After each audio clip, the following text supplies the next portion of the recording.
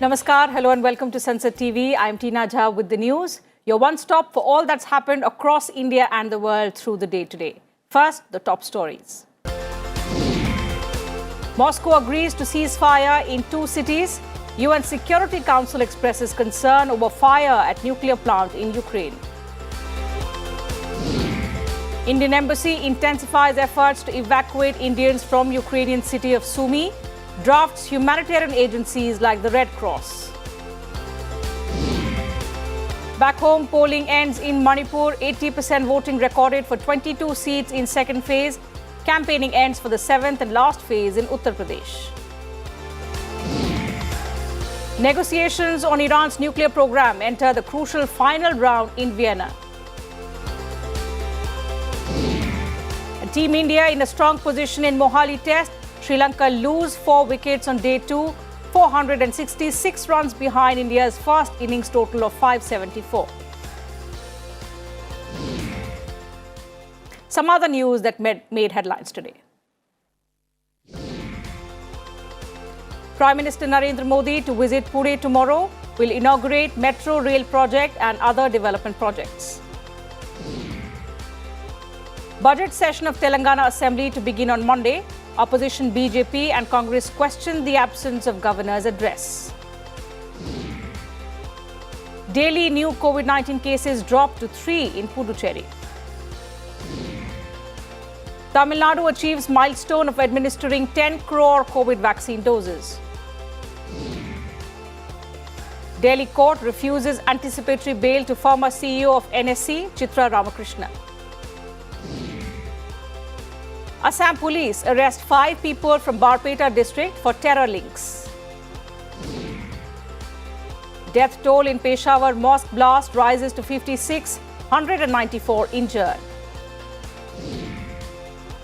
Fire doused in Mumbai's shopping mall after 9 hours, no casualty reported. Stop feeding monkeys inside court premises, Delhi High Court tells litigants and lawyers.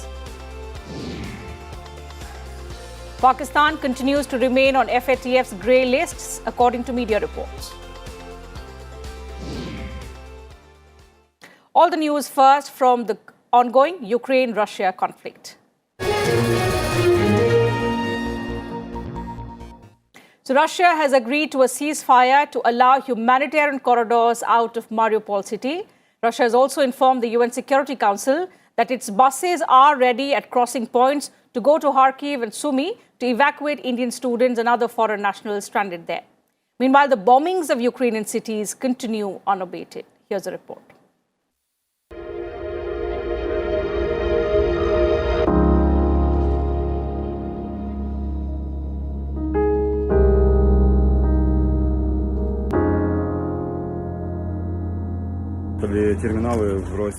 Vlogger Nikita Demenkov calling it a day in Kharkiv after buying some essentials, telling his audience that things are getting better.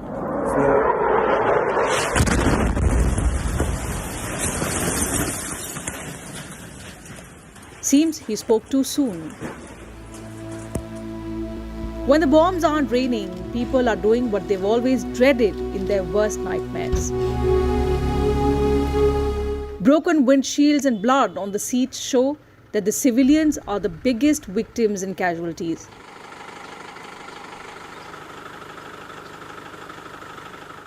Meanwhile, Russia has agreed on evacuation routes to allow civilians to leave the strategic port of Mariupol in the southeast and the eastern town of Volnovakha. We really need to do something to save people, to let people out of the blocked areas. But again, on the Russian side it was done. Will it be done on the Ukrainian side? We don't know. The Russian ambassador said his country's aim is to not capture Ukraine but to demilitarize it. In an emotional speech, meanwhile, Ukrainian President Zelensky criticized NATO for refusing to impose a no-fly zone over Ukraine, saying it will fully untie Russia's hands as it escalates its attack from the air. On Friday, NATO warned that a no-fly zone will provoke widespread war in Europe with nuclear-armed Russia. For the rest of the world, Words can't express what these pictures say. There are only figures.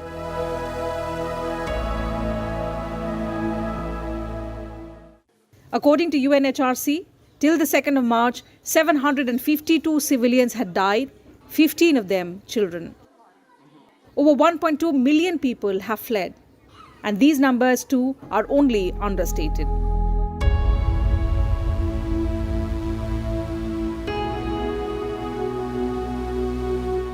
Bureau Report, Sansad TV. Meanwhile, at an emergency meeting of the UNSC on Friday, Ukraine alleged that the fire at its nuclear power plant was caused by Russian shelling, accusing Moscow of nuclear terrorism. The International Atomic Energy Agency told the meeting there is no change in the radiation levels after the fire near Zaporizhia nuclear power plant. IAEA Director General Grossi said it is not clear who is responsible for the attack, while adding that a few days ago there was information that the Russian army is moving in to gain control of the plant. The United States, Britain, France, Norway, Ireland and Albania had called the emergency meeting of the Security Council. The United States and its allies are accusing Russia of risking the lives of millions of Europeans by attacking Ukraine's largest nuclear power plant. Russia has denied the allegations, claiming that a Ukrainian group is responsible for the fire at the nuclear plant. Meanwhile, there is a spike in demand for iodine tablets to help with radiation conditions in Eastern Europe and also the Scandinavian countries. Nuclear experts have called for uninterrupted access to technicians and managers to help the plants operate safely. US President Joe Biden on Friday called the attack on the nuclear plant an attack on Europe and global peace. Biden held talks with the president of Finland on the issue. He said both countries are holding Russia accountable for the unprovoked aggression against Ukraine. Earlier, President Biden spoke to Polish President Andrzej Duda to discuss their joint response to Russia. Meanwhile, Secretary of State Antony Blinken said the United States is sending 7,000 troops, additional troops in fact, to Europe and has changed its deployment to strengthen NATO's Eastern Fleet. Meanwhile, Russia has intensified a crackdown on media outlets and individuals that it believes is intentionally spreading fake reports on the war in Ukraine. Russian President Putin has sanctioned blocking Facebook and Twitter and signed a law that criminalizes the spreading of fake news. The new law imposes prison sentences of up to 15 years for those spreading information deemed fake. The action follows sanctions on BBC, Voice of America and Radio Free Europe, the German broadcaster DW, among others. Russia has also accused the UK, Denmark, Latvia, Poland and Croatia of legally authorizing their citizens to participate in the ongoing Ukraine war. Calling them mercenaries, it warned that they will not be treated as prisoners of war. Meanwhile, the Indian embassy in Ukraine is exploring all possible ways to evacuate Indian nationals from the eastern city of Sumy. The embassy is in touch with all interlocutors, including the Red Cross, to identify evacuation routes. Sumy has seen fierce fighting between Russian and Ukrainian forces in recent times. The embassy has said the control room will remain active until all civilians are evacuated. Stay safe, stay strong is its message to all those stranded still there. The main focus is now on Sumy. This is a little in the northeast on the border with Russia. Now here, of course, this has been in the news a lot and we are exploring multiple options for evacuating our citizens, students out of there. But let me reiterate, the main challenge remains the ongoing shelling there, ongoing violence there, and the lack of transportation, primarily. But even more the transportation, I think it's a problem of having a secure and safe way to get them out while they're not under threat. So far, Operation Ganga has seen over 11,000 Indian evacuations since the closure of Ukraine's airspace on the 24th of February. Stranded Indian nationals are being brought back by special flights from Romania, Hungary, Slovakia and Poland. On Friday, 2,056 Indians have been brought home on 10 special flights of the Indian Air Force. Then I went to Lviv and then to Poland and then today I came back to India. Embassy has provided all the possible arrangements they could do to get us out, provided us with food, accommodation, travel facilities, everything, and a big thank you to them. Indian government I'm very thankful of Indian government. The nights in Bonga were terrible. We can hear the shellings, we can hear the firings, everything. Moving on to some election news now.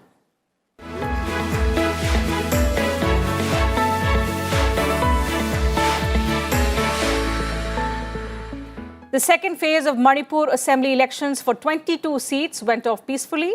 Voting began at 7 a.m. in 6 districts amid tight security and COVID-19 protocols.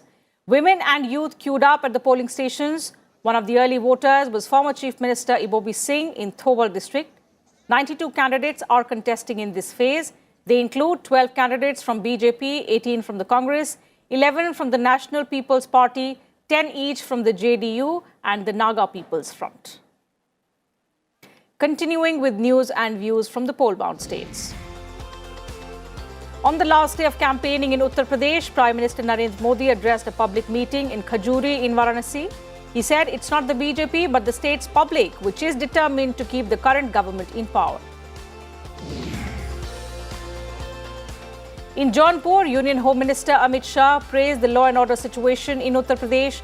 He said opposition party leaders do not have the right to be in politics since they are only cooking up self-serving coalitions without caring about the people. Uttar Pradesh Chief Minister Yogi Adityanath hit out at the opposition while addressing a rally in Azamgarh. He said these parties care to only encourage terrorists but not towards development, poverty or employment. He also asserted that the state became riot-free during his tenure. Samajwadi Party President Akhilesh Yadav criticized the BJP while addressing a rally in Azamgarh. He said after 6 rounds of elections, BJP leaders have taken down the flags from their homes. The BJP's campaign of lies is not getting them anywhere.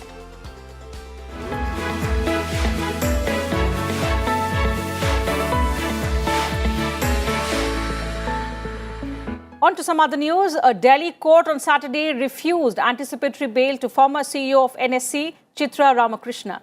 The court dismissed her application after hearing arguments from the CBI and the council in connection with the NSC co-location case. Recently, the CBI court sent Anand Subramanian, former group operating officer, to CBI custody. He was arrested from Chennai in connection with the NSC case that relates to irregularities at the country's largest stock exchange back in 2016. And in other news from across the country, India's Central Drug Authority has recommended permission for Phase 3 clinical trials of single-dose COVID-19 vaccine Sputnik Light as a booster dose. The Drugs Controller General of India had in February granted emergency use permission to Sputnik Light vaccine in the country. Hyderabad-based Dr. Reddy's Laboratories had presented its proposal for the Phase 3 trials. Prime Minister Narendra Modi will inaugurate the 12-kilometer stretch Pune Metro Rail project on Sunday. He will also inaugurate various other development projects on the occasion. The 32.2-kilometer Pune Metro Rail is being built at a cost of 11,400 crore rupees. 2 coaches of a passenger train going from Saharanpur to Delhi caught fire at the Darola railway station on Saturday. Fortunately, there were no casualties. The fire spread to the train's engine as well. Passengers helped railway station staff to detach the coaches from the engine. All passengers were safely evacuated. Rail traffic was briefly disrupted on the line. The National Medical Commission has said that foreign medical graduates with incomplete internships due to the situations beyond their control, like COVID-19 or war, can finish them in India. The NMC has asked the state medical councils to process applications where candidates have cleared the foreign medical graduate examination before applying for completion of internship in India. The Indian Navy has successfully test-fired the advanced version of the BrahMos missile, demonstrating the combat readiness of its frontline platforms. A Navy spokesperson said the missile hit the target with pinpoint accuracy. The BrahMos is a supersonic cruise missile manufactured by an Indo-Russian joint venture. And in other news from around different states, Union Minister Gajendra Singh Shekhawat and Karnataka Chief Minister Bommai held a meeting on the Jal Jeevan Mission and Swachh Bharat Mission, along with other ministers and officials in Bengaluru. 5 people were killed and 1 more injured after an SUV skidded and fell into a deep gorge in Jammu and Kashmir's Samba district. The occupants were on their way from Punjab to Srinagar. The accident took place near Jamoda in Mansar. In Jammu and Kashmir, the BSF opened fire on a suspected Pakistani drone at the international border. The soldiers shot it when it entered the civilian area of Arnia at 4:10 a.m. And time for a short break here, but coming up on the other side, digital art is becoming more precious. How is that happening? Find out on the other side of the break when we return. Do stay with us.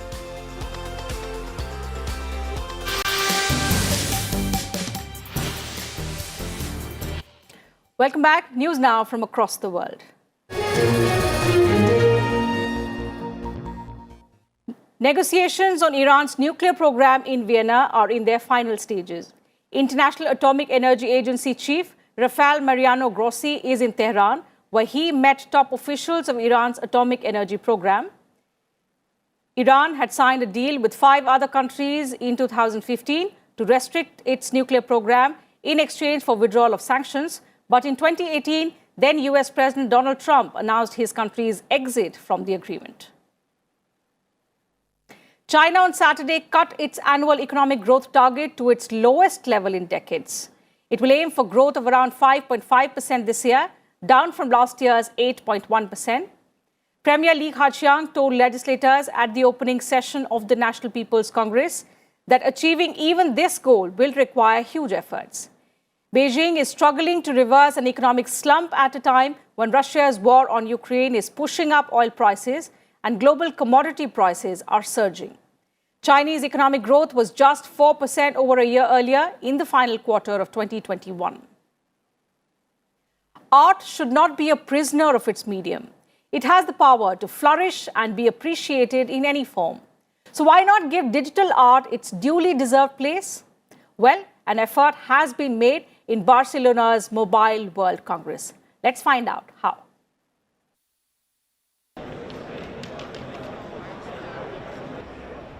These moving patterns, deeply detailed and carefully crafted, are both art pieces and digital assets. At the Barcelona Mobile World Congress, they are the latest non-fungible tokens or NFTs, which explains the presence of the CEO of the 277-year-old art auction Sotheby's at the exhibition. During the last few years, we've been in a period of convergence of physical and digital experiences and engagement, and the art world is no exception to that. So we have infused all kinds of technology and experiences for clients to access, discover, learn about, even purchase and collect art. NFTs are units of data with a unique blockchain code that acts as proof of ownership. Since they first emerged, the digital assets have topped $25 billion in sales. Sotheby's has embraced the trend, launching its own NFT marketplace last year. The auction house has reported $100 million in NFT sales in 2021. Bureau Report, Sansad TV. And news now from the world of science and technology.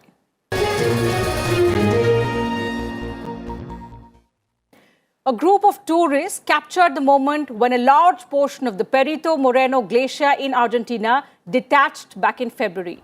Ice started slipping down from a wall of almost 200 feet high, and a huge mass of ice emerged from underneath the water. A 2021 study says glaciers are melting faster, losing 31% more snow and ice per year than they did 15 years earlier. The study found almost all the world's glaciers are melting, even those that used to be stable. Russia's state space agency Roscosmos has cancelled the launch of OneWeb satellites from the Baikonur Cosmodrome in Kazakhstan. The launch was put in doubt after Russia demanded the British government sell its stake in OneWeb, which it partly owns. It also wanted a guarantee from the company that none of its satellites would have military uses. Russia's invasion of Ukraine has thrown international space cooperation into turmoil. A Europe-Russian mission to Mars this year has also been put on hold. Even as the United States is preparing to relax pandemic mandates, there is concern over the rising COVID cases in the country.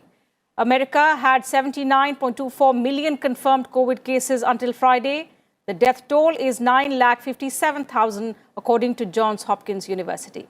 In just the last 24 hours, it has seen 52,342 new cases and 2,334 deaths.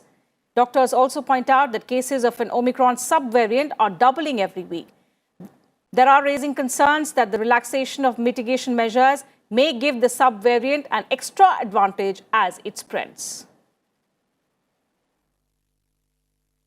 Sometimes we go deep in science to find answers without realizing that we already have one.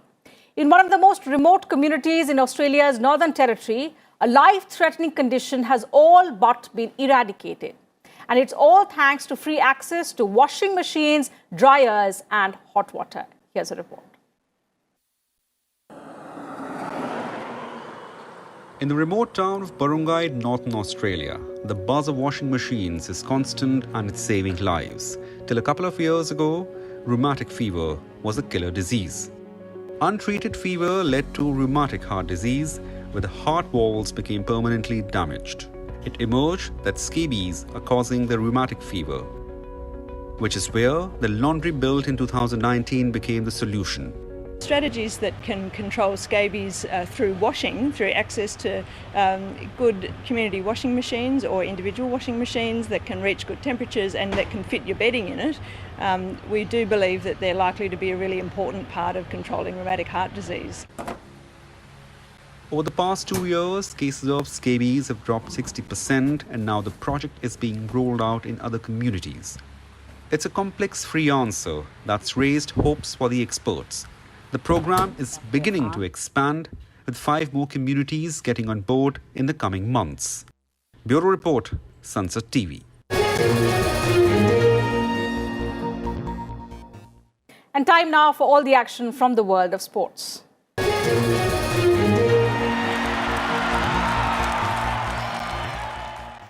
Australian cricket great Shane Warne, one of the finest bowlers of all time and a player who almost single-handedly revived the art of leg spin, passed away yesterday following a suspected heart attack. The Thailand police is investigating the reason. Here's a report.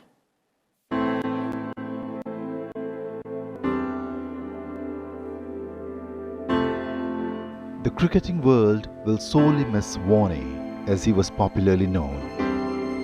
After making his Test debut versus India in 1992 at Sydney, Shane Keith Warne never looked back, playing a key role in the sustained period of Australian dominance across all formats in world cricket. Warne took 708 Test wickets in 145 matches from 1992 to 2007. Second only to Sri Lanka's Muthaiya Muralidharan's 800 Test wickets. Warne was an all-time great, a once-in-a-century type cricketer, and his records will live on forever. The game was never the same after Warne emerged, and the game will never be the same after his passing. Rest in peace, King. The director of a Thai international hospital said Warne passed away before arrival. Investigations are on at Koh Samui Villa, Warne's last dwelling. Considered one of the greatest bowler, Warne helped Australia win the World Cup in 1999. He was also part of 5 Ashes winning teams against England. In India, Warne wasn't as successful as he was elsewhere, but he will always be remembered for his battles against Sachin Tendulkar and of course for captaining the ragtag Rajasthan Royals to becoming IPL champions in 2008. A maverick, a magician, Warne left us all just too soon. Bureau Report, Sansad TV. Continuing with some other sports news. Sri Lanka were 108 for 4, replying to India's huge first innings score of 574 for 8, declared at the end of day 2 of the first test match being played at Mohali. Ravindra Jadeja scored 175 not out for the home team. Ashwin took 2 Sri Lankan wickets. Jadeja and Bumrah have 1 each. Ravindra Jadeja's 175 is not only his top test score, but also the best score for any Indian batting at number 7 in a test match. He surpassed Kapil Dev's 163 that he scored against Sri Lanka in Kanpur back in 1986. Jadeja's innings had 17 boundaries and 3 sixes. Australia were 5 without loss in reply to Pakistan's first innings score of 476 for 4 declared in Rawalpindi. The second day of the test belonged to the Pakistani batsman. Azhar Ali missed a double century by 15 runs, getting out for 185. The other centurion, Imamul Haq, made 157. In the Women's ICC World Cup, Australia beat arch rivals England by 12 runs. The second wicket partnership of 196 runs between Rachel Haynes, who scored 130, and captain Meg Lanning, who made 86, helped Australia to 310 for 3. England could only reach 298 for 8 wickets, despite Nat Sever's 109 not out. Moving to tennis now, the Indian tennis team defeated Denmark in its Davis Cup 2022 World Cup Group 1 playoff tie in Delhi, after Kumar Ramanathan and Yuki Bhamri won their matches on Friday. Rohan Bopanna and Divij Sharan today wrapped up the 5-match series with a 6-7, 6-4, 7-6 victory over Danish captain Frederik Nielsen and his partner Mikkel Torpegaard.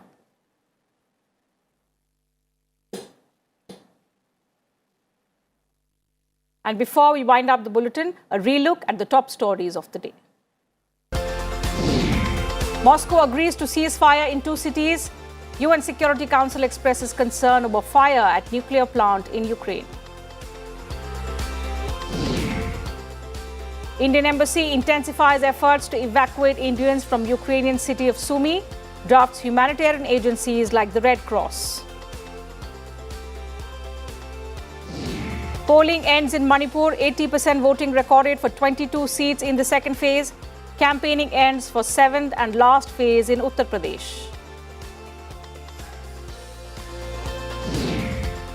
Negotiations on Iran's nuclear program enter the crucial final round in Vienna.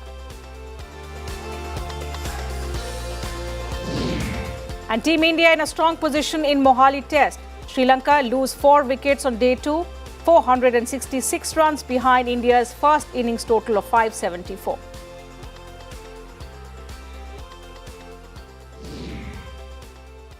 So that's it from us in this bulletin. Thanks very much for your time. Good night.